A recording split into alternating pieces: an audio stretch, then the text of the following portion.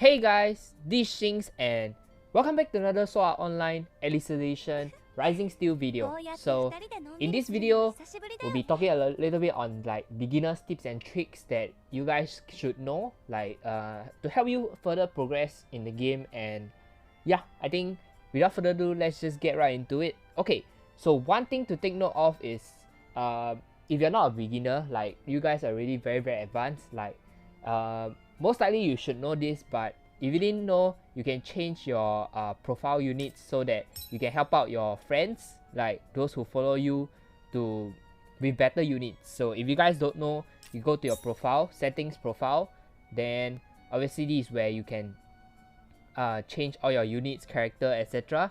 And okay, then I'm gonna change to my Asunabe. Then okay, here you can check your edit support. So this is where if your allies are playing a quest and they are stuck, then they can choose a good support from you to help them clear their quest. And if you guys didn't know, supports are very important because it helps you in leveling up your characters. Like for my character, for my units, right, I couldn't really grind the level up quest, but thanks to a friend and his max level Alice, he helped me clear my level up quest and help me buff my team, which I think is really important. So for those who are like super good already, progress very good already, you can just go ahead and set your support characters to help others. So okay, then back to the beginner's guide. So the first one that I want to talk about is obviously rerolling. So if you want to start out strong and yeah, you get a free 4-star at the beginning. So this free 4-star, I believe you can kind of keep rerolling and choose. And strong characters that I just want to mention will be something like, okay, so the first character that I want to mention will be Kirito. So Kirito is very strong. Reason being is because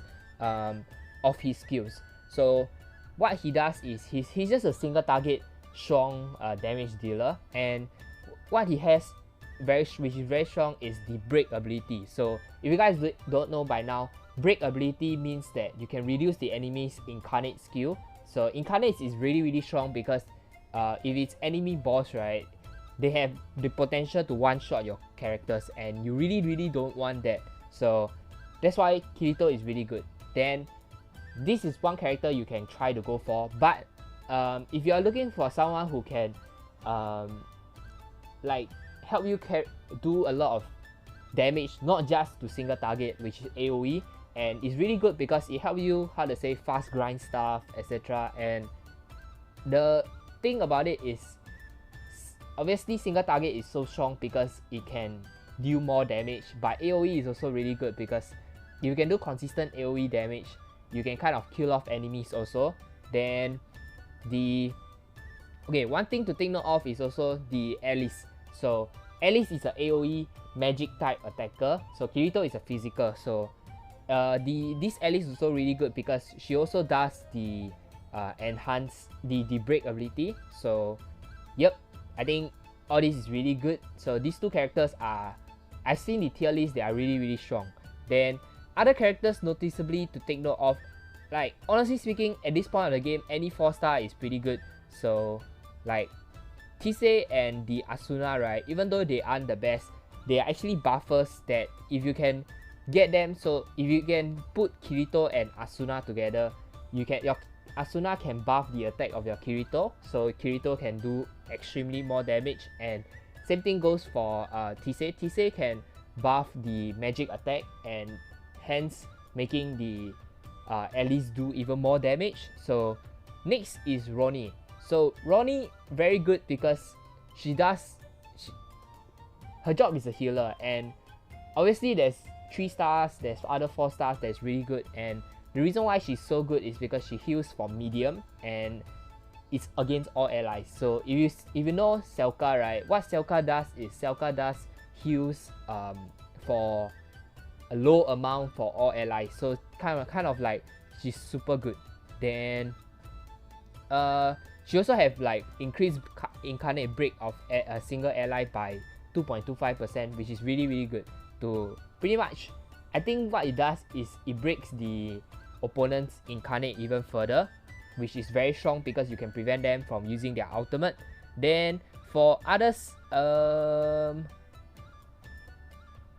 yeah, I think the rest is, they are pretty good also, but I haven't really, like, the characters that I mentioned are just those that stand out in my opinion. Then it's good to go with them.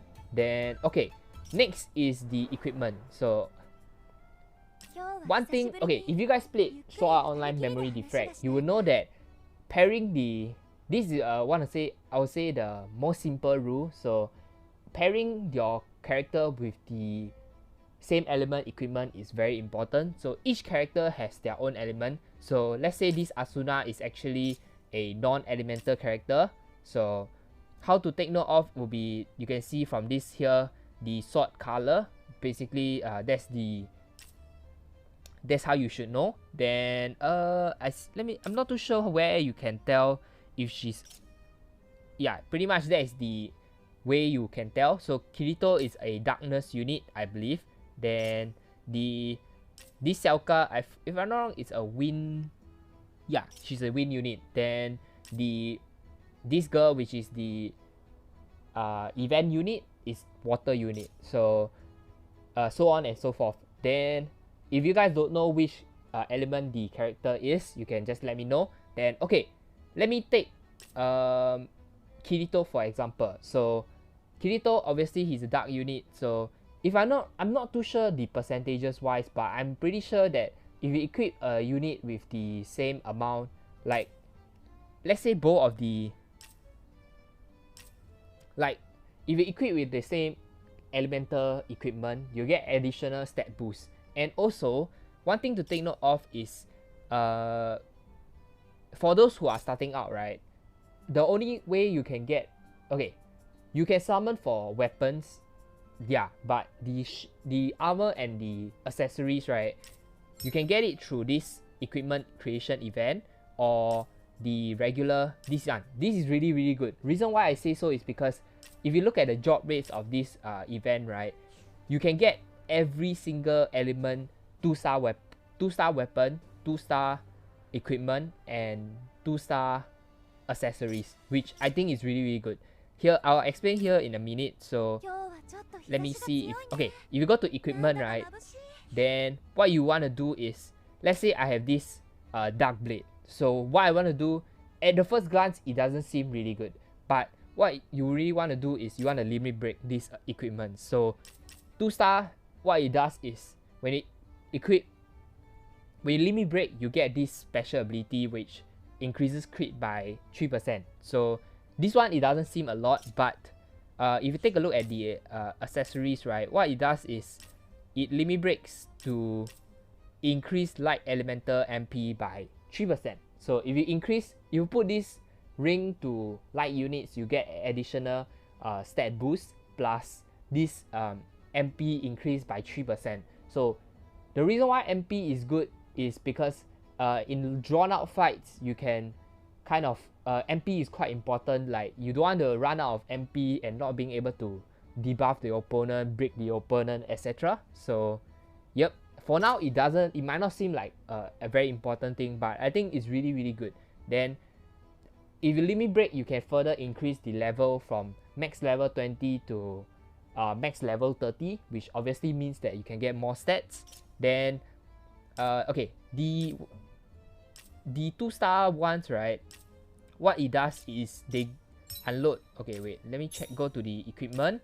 So for the 2-star armor, all this you can see is basically I was grinding the newbie one. So if I increase it, see, I get that 3% HP increase, which is really important because the higher this one scales with your HP stat. So the higher the level, the more this 3% will give. So yep, honestly speaking, really, really good. Then okay, this will bring it to my next point. So as a beginner, what I really recommend you guys to do is obviously to get this if possible. Then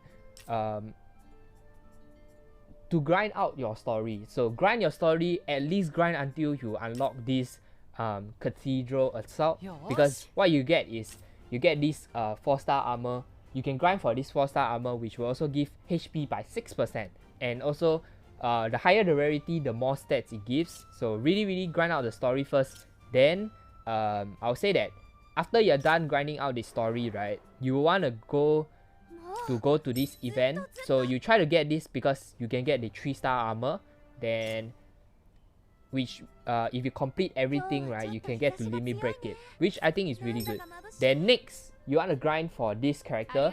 Okay, in the event where you didn't start out with Ronnie, so that's me obviously, you can get this free character because what she does is she's a healer, and her heals, what she does, she will heal an enemy if you unlock the skill tree. And instead of, the bad thing is she only heals an ally instead of all allies. So the good thing, however, is the same thing as single target and AoE target. The more, if you heal all of your allies, obviously the heal percentage will be lower. But if you solo heal an ally, it's really good against, like, you'll get a better heal. So let's say you are using Selka. Okay, Selka and this girl, for example. Selka is an AoE heal. So let's say you heal for 1k heals. Then this girl, because she's single target, you heal that specific unit for 2 to 3k. And really good against boss that does single target and single target.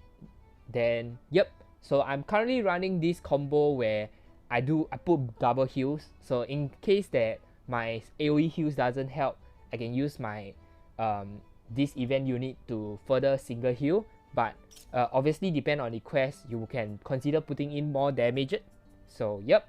Then I think that's pretty much it for the equipment. So you want to do is equip all your party with minimal equipment. So as much as possible, put all the equipments, then try to limit break them. So if you guys don't know where you can get the gems to, the money to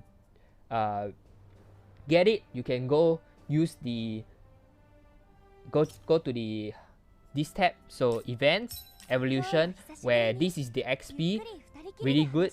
Then this is the every day it will change to a different element one. This is the share, which is the currency in game, and this is the speedy, which is the equipment, the grindstone to level up your equipment. Then okay, here this is really important. So this is where now this next part is the leveling up and skill up. So some of you guys will be like, wait, how do you level up your character super fast? And really, it's all about playing this quest. Like, the really good because if you can play high ones, such let's say your units are level 20, then you want to try to play this enemy level 31. What you can do is, so example, you see my units is only level 60, but I'm playing this level 70. Reason being is because I'm using my friend's help. So as you can see here, if you didn't know where to look for friends, right, you can go join the Rising Steel Facebook group where some of them post their ID. And look at this, he's already level 85 with max Alice and the 4-star weapon, which is really good because she can help me clear the quest very strong. So I mainly wait for this Bell Sama to be up, then I can just keep redoing this quest. So once you use this support, right, you have to wait you can play 2 or 3 matches, then it will come back up again, which is really nice about it. So essentially you can just keep using it to help you carry and level up your opponent. And another thing is, once you select the quest, right, there's this boost item thing.